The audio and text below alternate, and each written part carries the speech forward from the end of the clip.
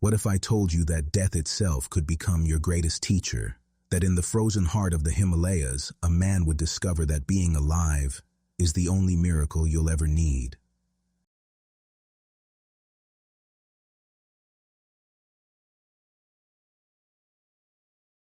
Dr. Ethan Brooks pressed his face against the helicopter window, watching the endless white peaks below.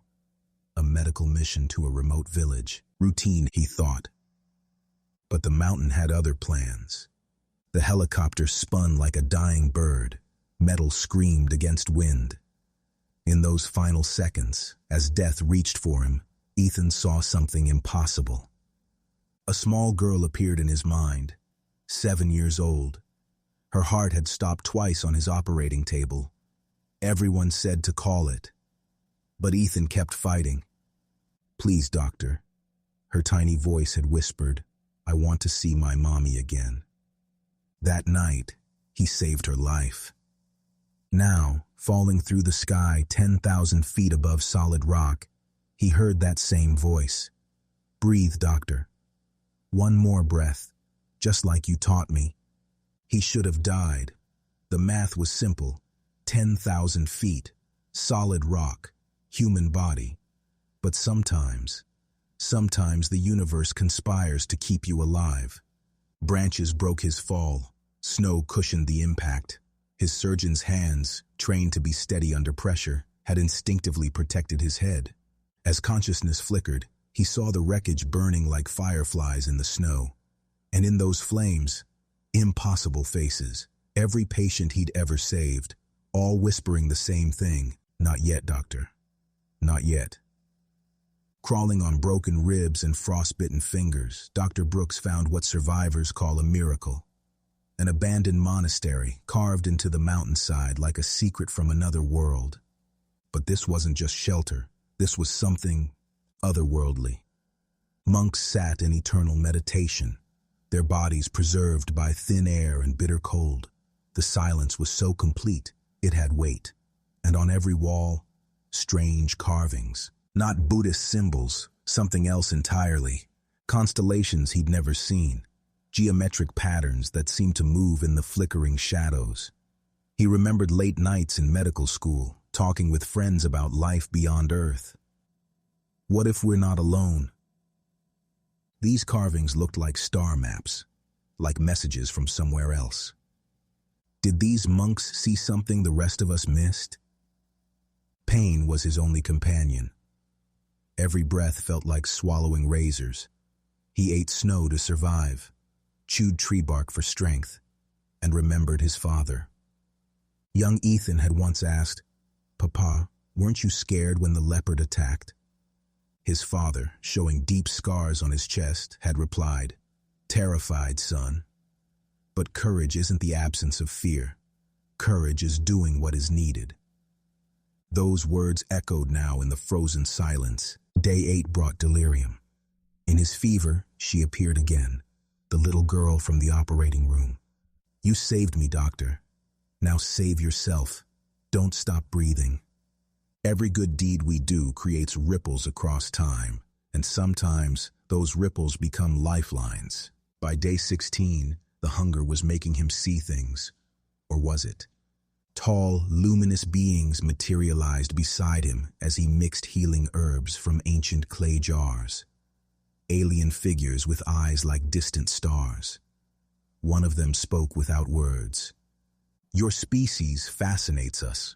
So fragile, yet you cling to hope even when logic says surrender. That is why you survive." Were they real or hallucinations? In that frozen monastery, the line between imagination and reality became meaningless. What mattered was the strength they gave him. Day 21.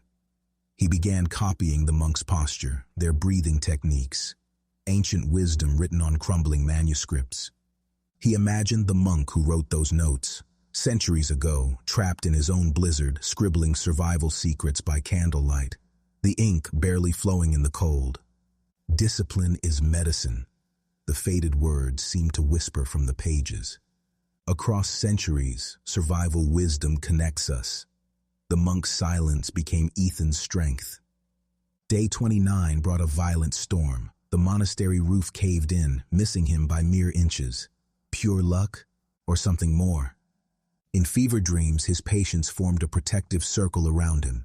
Every life he'd saved now stood guard. Live, doctor. Live for all of us. Day 39. He could barely hold the stone to scratch another mark on the wall. His body was failing, but his spirit blazed brighter than ever. The beings appeared one last time. You have learned what your species rarely understands. Survival isn't about the body, it's about the will to see another sunrise. Day 40. Gaunt, bearded, scarred, but alive. Dr. Ethan Brooks bowed to the silent monks one final time. You never spoke a word, but you taught me everything. Silence was your gift, survival was mine. When the rescue team found him, they called it impossible. No one survives 40 days in those conditions.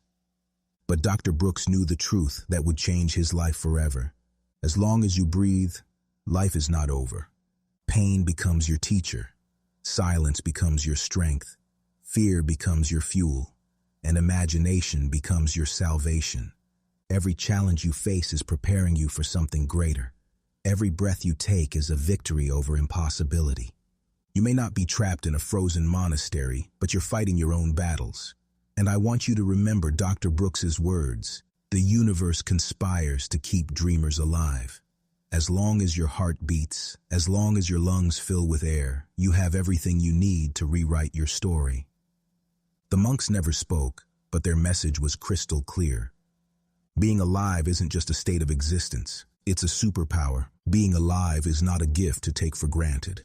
Most people only see it at the end. You don't have to wait. Know that it's a force, a fire you carry in every breath.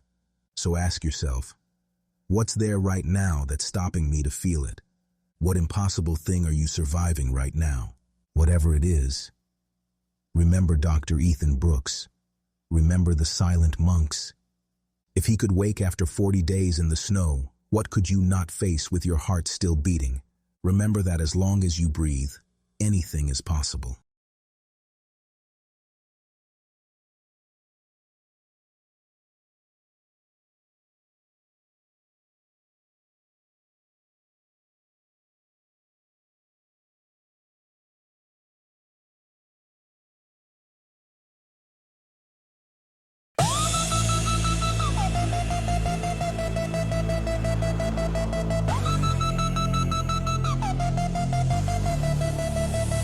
What's your 40-day trial? What storm you fighting? Cold winds cut deep, but your heart still lighting. As long as you're breathing, the dream's still alive. Dr. Brooks in the snow, 40 days, survive! 40 days, survive! 40 days, survive!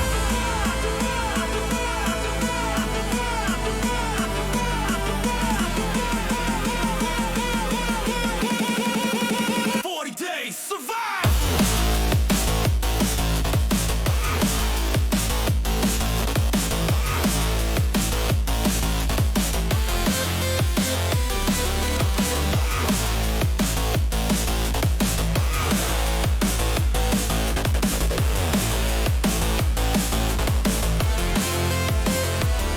Helicopter drop 10,000 feet down. Branches broke the fall, snow cushioned the ground. Saw faces in the fire, every life he saved.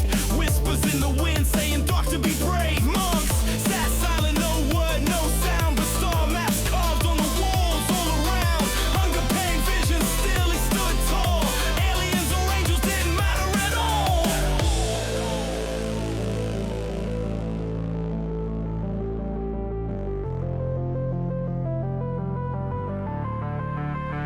What's your 40-day trial? What storm you fighting? Cold winds cut deep, but your heart still lighting. As long as you're breathing, the dream's still alive. Dr. Brooks in the snow, 40 days, survive!